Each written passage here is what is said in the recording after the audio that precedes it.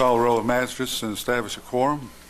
Mr. Elder, Mr. Wicker, Here. Mr. Smothers, Here. Mr. Caldwell, Here. Mr. Masterson. Here. Okay, we do have a quorum. We can proceed. Okay, if everybody got their packet, had a chance to review the minutes of the last meeting. Motion to approve. Mr. Smothers? Yes. Mr. Masterson? Yes. Mr. Wicker? Mr. Caldwell? Yes. Unanimous. Okay, item number 2, you all had some information that was in your packet about the electrical inspection process. The last couple of years, of course, I guess in May of 2013, we renewed or upped or engaged another electrical contractor when Mr. Mike Shannon found another opportunity. And we've had services with Mr. Coy Neat now for about 9 months or so, or 8 months. I guess Michael sent out, and during the last legislative session, there were some updates and upgrades and some potential changes in processes for electrical inspection and permitting and so forth, and kind of followed that through and watched the changes developed. And you all had a copy of a letter that I guess was sent out by the HBC and the Electrical Division, Mr. Ambrose Wilson. I put copies of that letter in there, also put copies of the email that you sent out that explained a little bit about what your next session is going to be with some local judges and so forth upstairs at another meeting coming up on the 3rd floor, December 13th. But if you would, Michael, go ahead and in an encapsulated form, give us a condensed version of the electrical changes as you see them. Well, first, I'd just like to ask you, look over if you have any questions that I might address about. I got one, but you might address, does this, I think before, could like homeowners do their own or something, but, okay, I didn't know what. The changes that were addressed in the letter, it's actually not changes. This is actually a law that's been on the books and I can't give you the exact date, sometime in the 80s. It's one of those laws that we've had in the state that has been there but has been ignored. And they're no longer going to be ignored. And it's going to create some problems, and especially in the beginning, and it's going to have to involve some patience with everyone concerned because people are not understanding some of the things that this is actually going to do. I'm going to address two different parts of it, so I'll address both parts. First, the contract part of it. Each jurisdiction that an inspector works in, he's going to have to get a contract with that jurisdiction. And everywhere that you go, that's going to vary. And I'm going to use Marion County here because we're a prime example of how this can be complicated. We have the city of Raywick, we have the city of Loretta, we have the city of Lebanon, we have the city of Brownsville, and we have the county jurisdiction. In order for Coy to do his thing, he is actually going to have to get a written contract with each of those jurisdictions. And if he doesn't do that, any inspections that he does in those areas is actually going to be illegal. And it's going to be illegal for a utility company to hook anything up to it. Now, one thing that we are seeing and that we're suggesting is not, of course, it's not a requirement. These smaller jurisdictions, such as Raywick or Brownsville, whatever the case may be, if they don't want to deal with the issue, they can enter a contract reciprocating with the county, and that problem then goes away. And with the county contract, he would be perfectly valid to do his thing in each of those cities. But as an individual city, they have that jurisdictional right to make that decision. So they can have it, and then if they want to do it and set their own rates, whatever, they can. That's correct. They can, but like right now, it's all just under the county. Right now, it's just being done under the county guidelines. Now, the second part of this becomes a little more complicated. Let me back up just a little bit. Before this contractual issue can really fully get implemented, it will actually be December 31st of next year theoretically before it all gets into place because as an inspector, they renew their licenses to make them valid on their first month. So in order for them to renew, they're going to have to show contracts with those individual areas which they work in.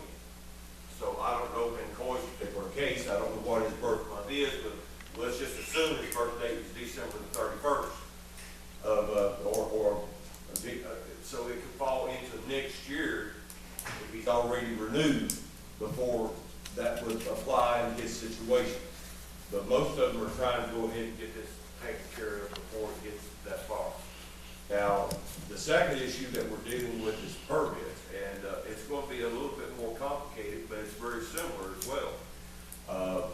Again, each jurisdiction can have the opportunity to set what the permit cost is, if any, and whether or not they want to be the ones to issue those permits. So when you name Raywick or when you name all these other, why would they not sign that? Help me understand that.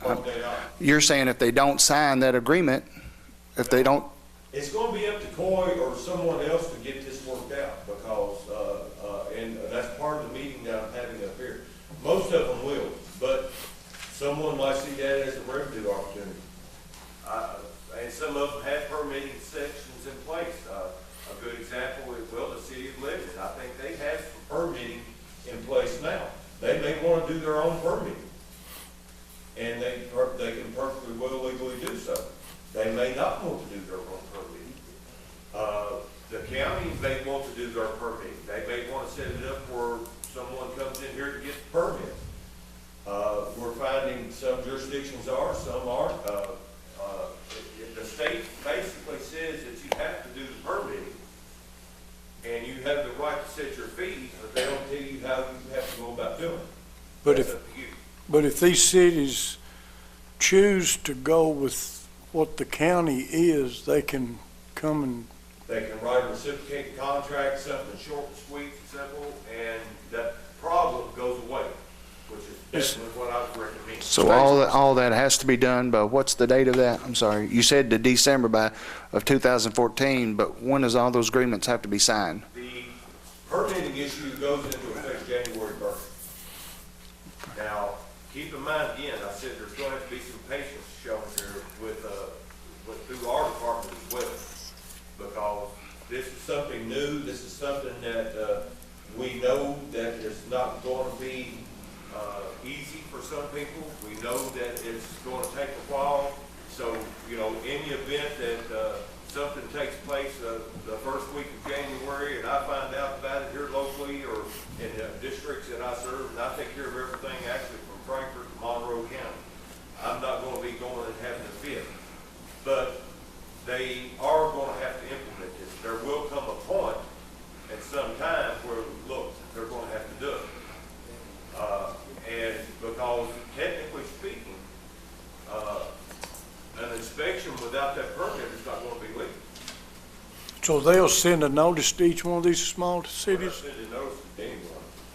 That's kind of like our speeding laws, because the ignorance of the law is no excuse. And Well, I don't know how it could be ignorant if they don't know anything about it. Right, I agree. And I'm not meaning that in a derogatory way, I but don't, the law's been on the books and it just hadn't been enforced, but it is going to be enforced now. And that's the reason I'm having this meeting here next Friday, is I've invited the county judges in all the areas that I serve. I've invited for them to bring anyone that they feel pertinent that they need to speak with. I've invited all the building inspectors, I've invited all the electrical inspectors in those areas to come so that they can get this information, try to get this thing going before everybody can get their ducks in a row and remain legal. sure Mr. Lago will help us out with this. Sure Mr. Lago will help us out with this. Well, Michael, let me see if I'm interpreting this correctly. In other words, when you were the building inspector here, when you were the electrical inspector, you didn't have individual agreements with any of the jurisdictional mayors of Loretto, Brownsville, or Raywick. Okay, I mean, it was assumed, and the law was in place then. So if I contact the mayors and see, do you defer or do you agree to have reciprocal agreement that the contracted, I guess our agreed upon inspectors shall have jurisdictional privileges in your area, then that will suffice. And so this contract that you've got in here that also says that the electrical inspector agrees to perform the duties and obligations necessary and further agrees to require and issue when appropriate permits. So that can also be a part of our agreement with Mr. Coy-Neat, that he will be responsible for the permits that are issued. Yes, sir, that's perfect. And these supplies request application that you included, or that came out with that, he would order those stickers and inspection, I guess, process reports for his own use and to give to the inspected property owners as needed. That will be the simplest way, to break this into play. It really would. Why the change now? I'm sorry? Why the change now? It's not a change, it's just. Well, no, but why implementing it now when it's been on the book forever? I'm just curious. Well, it's kind of an ongoing process. The history of our program completely didn't even exist before 1977. And they instituted the licensing program somewhere approximately 10 years ago. It's just an ongoing process to try to upkeep and track. We still have bootlegging taking place, or illegal things are taking place throughout the state. And this is a better way of tracking it and monitoring it and being able to make those determinations.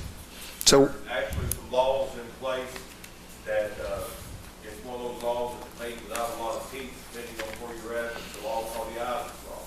I would definitely recommend you look into that and enforce that here, because what that does, that protects people.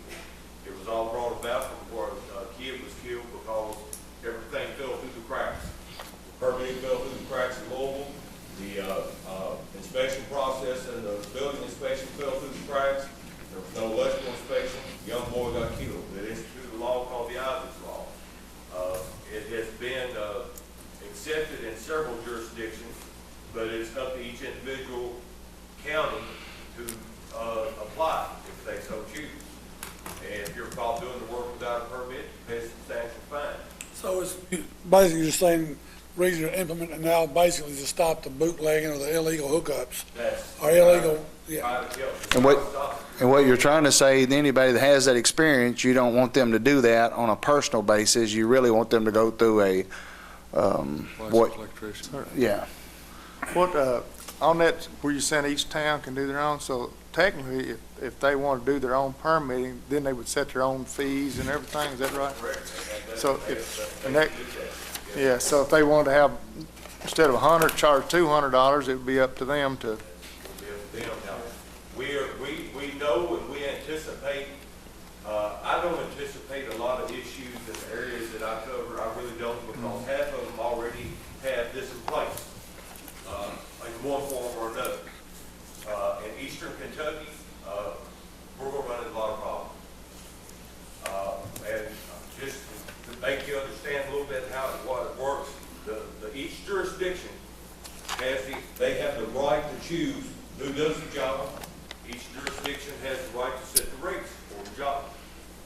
But the mechanics and the technicalities of the job itself comes through the Department of Housing, Building, and Construction. So we get into these areas where that they're not going to cooperate, they're not going to do anything with it, they're just going to be without electrical inspector. Because when we catch them going in, doing a job where the permit hadn't been done, and the contracts aren't made, they're going to lose their license, and they're not going to get anything hooked up.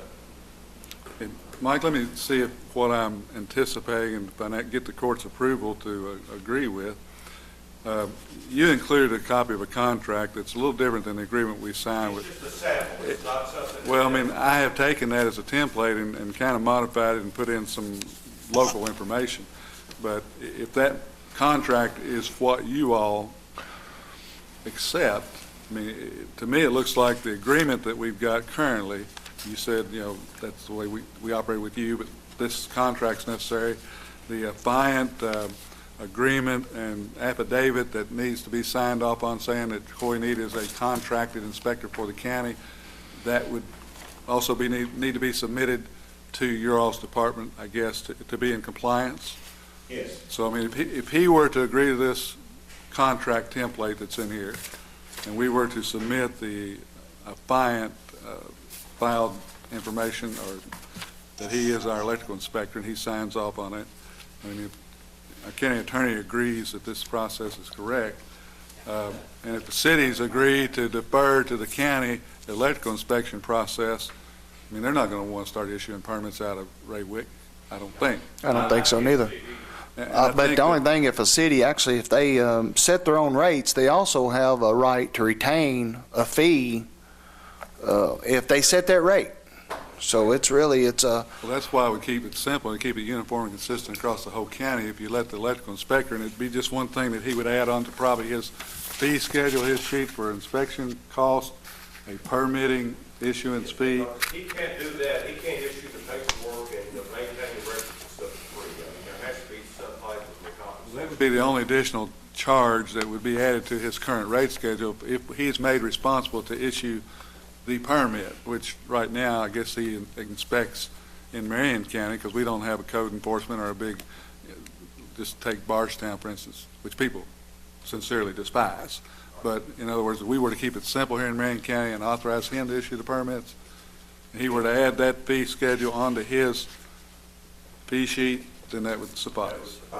And let me say one thing, I know, we do know that there's gonna be areas, where we have examples, just like Marion County, where some of the smaller cities are gonna wanna come in because of political issues or whatever it may be, and they're gonna say, we want this guy as an inspector.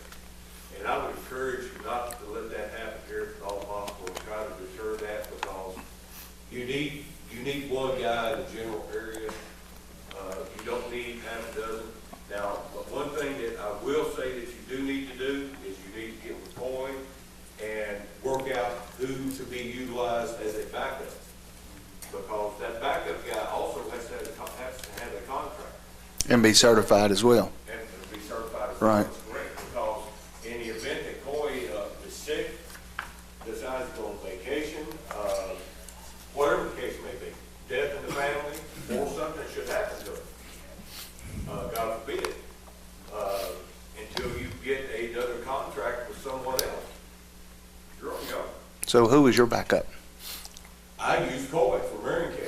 The agreement we have with him now says that the inspector may appoint a duly qualified deputy inspector who shall be authorized to act as inspector instead of or under the inspector's supervision. So, I mean, I think that is something probably Coy's already maybe thought of, but But that hopefully. person has to have a contract with you as well. Right, well, What were you saying, Joe?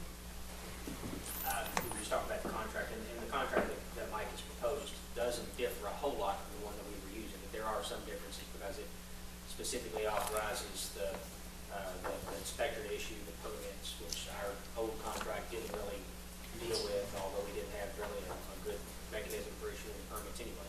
So, but anyway, it's, as the judge said, adopting this template is not going to change, substantially the relationship we have with it already. So it's, but it will take, somebody to coordinate all these little jurisdictions, because as Mike said, they could elect to hire their own electrical inspector. We can't keep them from hiring whoever they want or contracting with whoever they want. But the thing that makes the most sense outside of perhaps the city of Lebanon is that all the other ones just defer to the county and let the one person do it. I also will add, I don't know how Coy's gonna go about it, I don't know how you want to go about it, but if you want to set a meeting up with the city mayors or someone wants to do that, I'll be more than happy to come and talk and represent the Department of Housing and Building Construction to try to help get this implemented and get it working more smoothly. So actually, on a backup, they have to be certified through the state. I guess what we need to know is what qualifications do you require in order for us to have a backup? Because what I don't want. They have to have a state certification, be an active inspector. I just don't want him to be out on leave, and then you've got Marion County residents, somebody building a home, and there's no one there to inspect it. Yeah, So. they have to be certified through the department to do the job, and that's quite a process, and it's even more difficult. They usually work with each adjoining areas to kind of cover for each other, or that's the way they used, like you was doing. That's usually what works. Often really it would cover for me in Boyle County, Boyle would cover for me in Marion County. And it was something that wasn't needed very rarely, but yes, from time to time, when I had that surgery, when I got A wreck or something. I was down for 2 weeks, that I couldn't get out, and y'all let Boyle took care of everything, before me, and the office took care of everything in Boyle County. Do we need to get with the city before we approve this agreement?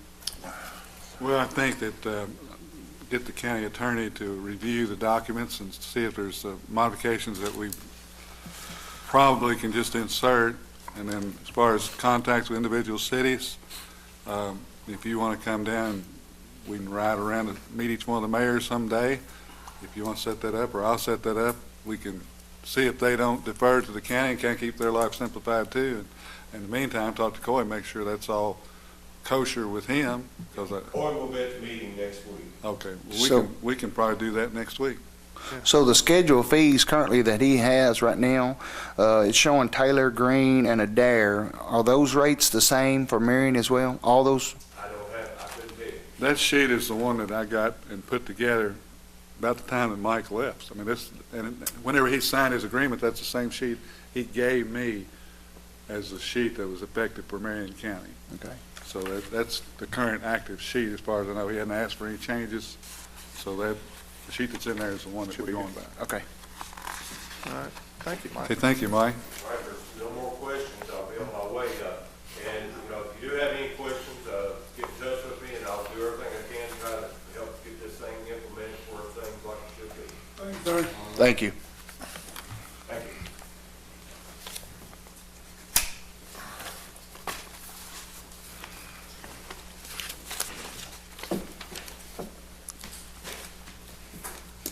Okay, item number 3, we have this submitted every year, and we typically review and accept.